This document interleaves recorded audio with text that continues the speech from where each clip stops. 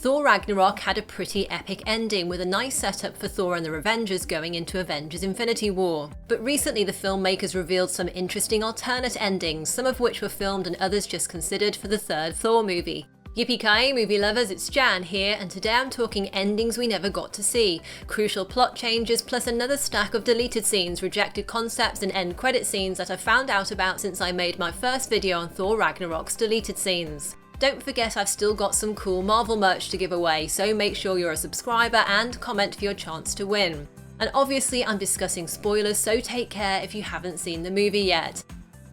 In an alternate post-credits scene to the one we saw in the film, the Grandmaster and his right-hand woman Topaz were going to stow away on the ship with the Asgardians at the end of the movie. To conceal their identity, the dictatorial duo would have put blankets over their heads, which really reminds me of the scene where Thor does the same during the Hulk parade, and also of the moment that Scourge disguised himself with a hooded cape and tried to stow away on the ship leaving Asgard, that is until he had an attack of conscience. This version of the end credits would have left the Grandmaster in a very different situation to the final film. Instead of still being on Sakaar facing his rebellious subjects, this alternate scene would have meant that just like the Asgardians he's travelling with, the Grandmaster's journey to Earth would have been interrupted by the arrival of Thanos' craft, the Sanctuary 2. It would have been interesting to see these two characters cross paths as their comic book counterparts have done, for example when the Grandmaster lost his mind gem to Thanos.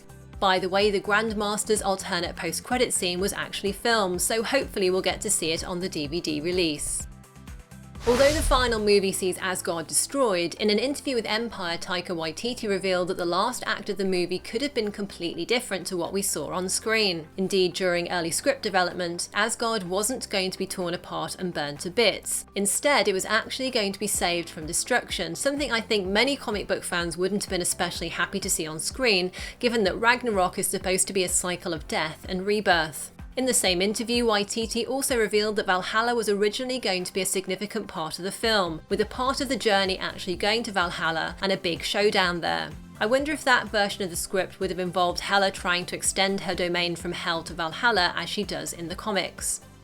Hela's reveal as Odin's firstborn child was one of the few secrets that was pretty well kept until close to the movie's release. However, in early versions of the script, the reveal of Hela as Thor's sister actually happened later in the story. And in the original draft, it was Valkyrie who told Thor that Hela was his sister when they were together in Hulk's suite on Sakaar.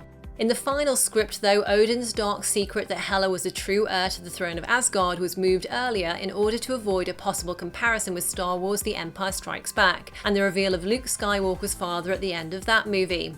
And the person revealing that information was changed to Odin, as they felt it made better use of Anthony Hopkins' limited screen time. Director Taika Waititi also felt that Hela being a secret family member wasn't quite as important as the dark truth it revealed about how Odin had constructed a false history about himself and Asgard, which is another reason Waititi wanted to get the sister reveal out of the way earlier in the movie.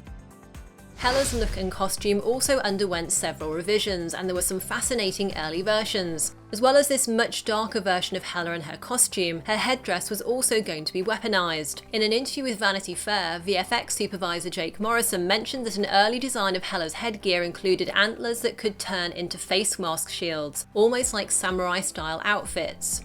I'm guessing these might have been scrapped because when producers have got expensive famous actors for a big movie, they don't necessarily want them to spend a lot of screen time with their faces covered up.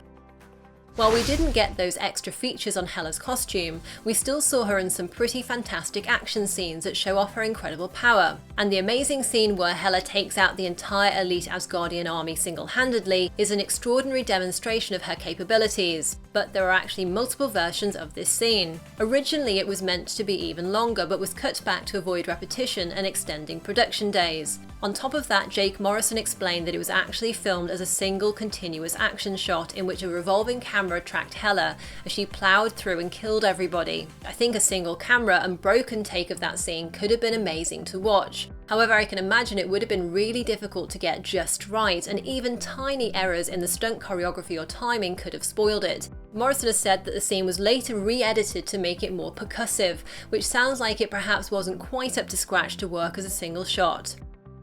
And we also almost got a scene between Hela and the Destroyer, the Asgardian automaton from the first Thor movie. In the original draft, when Hela is looking for Heimdall's sword so she can operate the Bifrost Bridge, she goes to look inside the weapons vault. As she enters, the destroyer is activated and tries to stop her, but Hela just rips it apart. The scene was cut as it was mostly intended to be a callback to the first movie, and in the end felt unnecessary. By the way, if you're a Hela fan who's hoping she somehow survived at the end of the movie, check out my new Avengers Infinity War theory video about why I think there's a big chance we'll see Hela back in that movie. Speaking to Yahoo, screenwriter Eric Pearson revealed that when he came onto the project, the original writers had already included a romantic relationship between Valkyrie and Thor in the script. Personally, I'm happy that Pearson decided to scrap that part of the plot and instead ensured that Valkyrie had her own story rather than just some romantic subplot. And I think it's much more interesting that Valkyrie's story became more about the mutual respect between her and Thor and also dealing with her PTSD.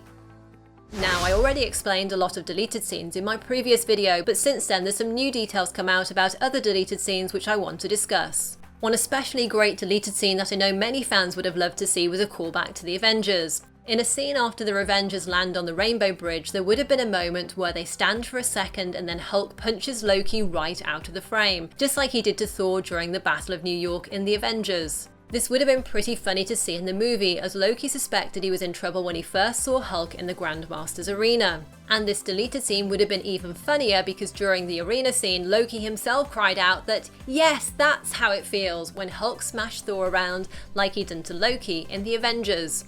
Sadly, Waititi has said that the scene with Loki getting punched out of frame was cut for time, though it might appear on the DVD. But I wonder whether it was part of other missing scenes on the Rainbow Bridge that we never got to see, like the Avengers lining up to face off against Hela, plus various Hela fight moves. There was another funny scene in the trailers of Banner and Thor talking about muscles and brains that sadly didn't make it in. Biggest muscle in the body. I've got lots of muscles, so technically more brains. The joke would have been especially sweet since it was a callback to Thor's mockumentary video with Daryl where he makes a similar joke. Oh, this is knowledge. Knowledge is power. No, it's not. Knowledge is not power. That's power. The brain is a muscle, and that's a muscle, and that's a muscle. They are all muscles. This is all muscle. So I am covered in brains, and I have more brains than you.